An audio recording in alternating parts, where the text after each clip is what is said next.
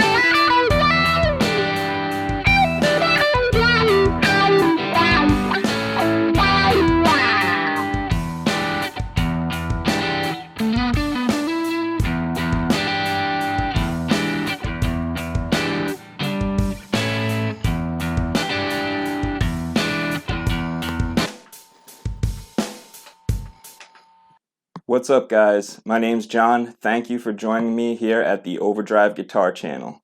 Today we're going to be talking about an essential part of guitar playing, and that is vibrato. Vibrato is a musical effect consisting of regular pulsating of pitch, and it's defined, by two kind of parameters. The first one is the amount that your pitch is varying. So for us guitar players, it's going to be the amount that we bend the string and the speed at which the pitch is changing, right? So the speed at which our vibrato is going. So vibrato has a couple of purposes. One is for vocalists and the other is for instrumentalists, basically to emulate the voice. That's exactly what we're trying to do with vibrato. And it's what we're trying to do with a lot of techniques on guitar. It's no mistake that guitar is considered one of the most expressive and dynamic musical instruments, considering that it sits right in the same kind of register as the human voice, right? What could be more expressive than the human voice? So that's exactly what we're going for with techniques like vibrato. We're trying to emulate a singer. You know, in my case, in my playing, usually I'm going for that effect, emulating a singer. There is vibrato also that's kind of an effect of its own, that kind of more wild vibrato. No pun intended.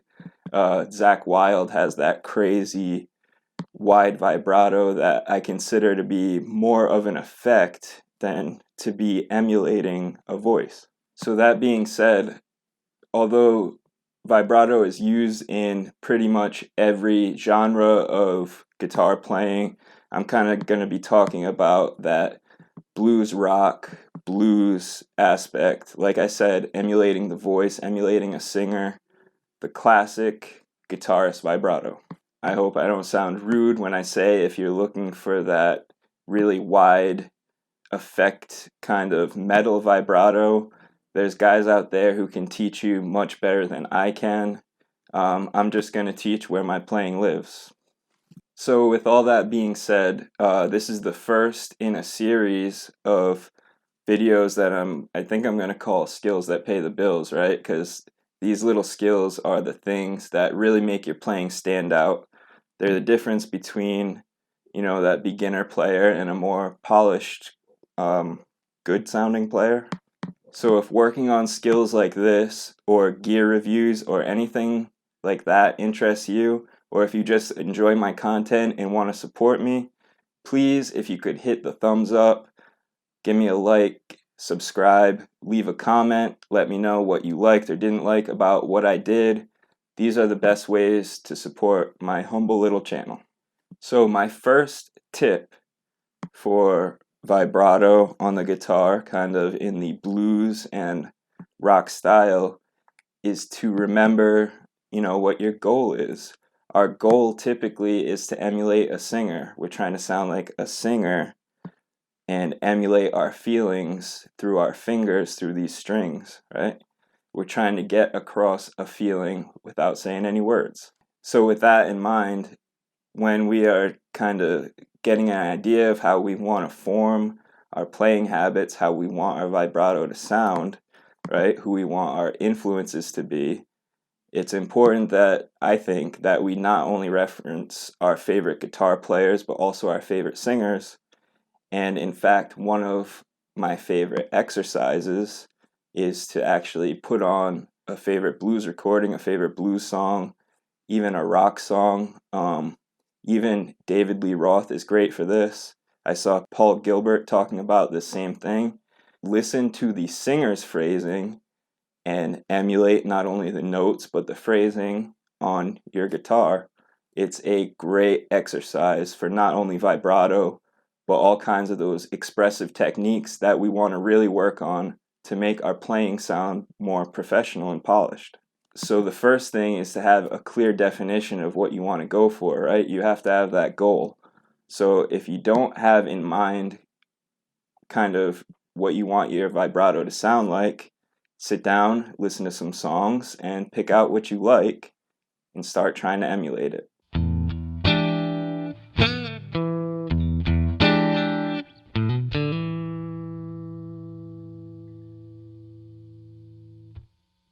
All right, my second tip is an important one, and that's because it's going to be a tip that can prevent injury. And that is that we want to generate our power for vibrato, and also I'm going to be talking about this in my bending video. We want to generate the power for this from our wrist and our forearm. Okay, you hear people talking about opening the door kind of action, things like that. That's exactly what we want to do. We want to get our hand firmly on the neck of the guitar.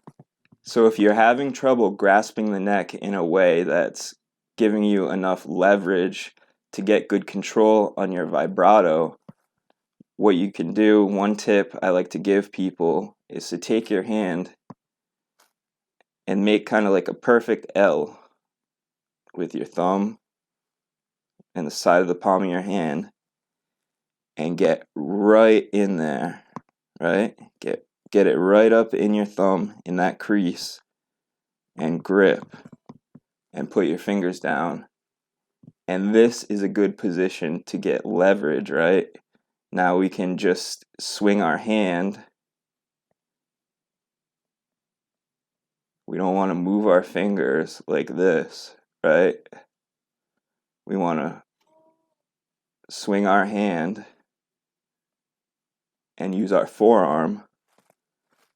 And that's how you not only get enough control, it's how you keep from getting what's called a repetitive stress injury and not being able to play for a while. Okay, so my next tip is one of those things that I say is kind of one of those things you should learn the right way, and once you learn it the right way, you may in the future choose to kind of break the rules, but really you should learn to do it the right way to learn to have control and precision.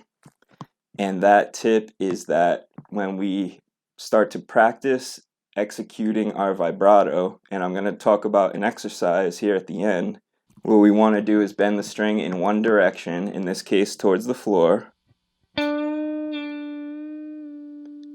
and return to the original pitch. Right? We return right here to the original note. We don't want to pass it and bend both ways. This usually leads to that frantic kind of effect kind of vibrato that I was talking about before, which if you're going for the effect, perhaps maybe that's what you want to do. But if you want a nice controlled vibrato like we're talking about to emulate the human voice, what you want to do is practice just bending that string in one direction to pulsate the pitch, to vary that pitch, right? Okay, so my next tip is, what is it? My next tip is, like any technique or effect that we use on the guitar or any instrument for that matter, we don't want to overdo it, right? We don't want to do it to death. Like I said before, we're keeping in mind we're emulating singers. You don't hear a singer kind of putting that vibrato on every other word that they're singing, right? If you did, it would sound terrible.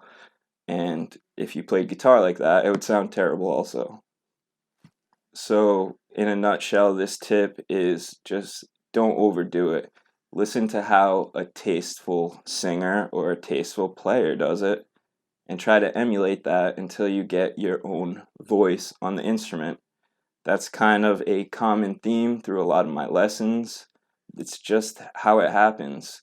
It's how we learn to do things like playing the guitar. We emulate until we can be creative enough to make something ourselves. So just like I said before, putting on one of those classic recordings, imitating those vocal lines is a great way to keep this in line. All right, my last tip is the exercise. So the most common question about vibrato and bending for that matter is, how do I get more control? If you think of common picking exercises, right, that teach you rhythms of picking, we can use this same idea with the speed or rhythm at which we vary our vibrato.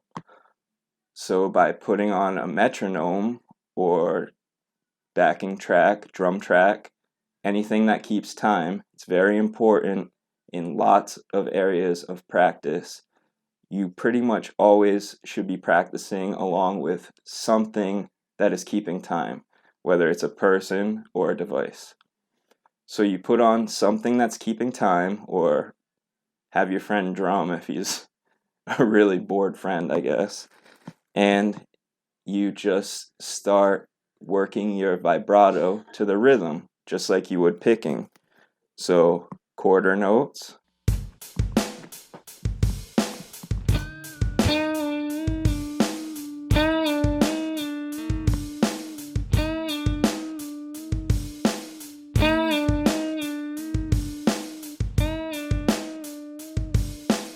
eighth notes, third notes, etc., etc. You get the idea. I don't have to demonstrate all of them. Work different rhythms with your vibrato until you can learn to just kind of control it with that internal clock. This is going to give you control, and it's going to give you a much sweeter vibrato once you get that control. Just like the picking exercises that I was referencing before, then you turn the metronome faster and faster till you get that control that I was talking about, etc. You get the idea. So once again, guys, if you found my content useful at all, please give me a thumbs up, like, subscribe, comment, all that stuff to support me. Thanks for joining me, guys, and keep on rocking.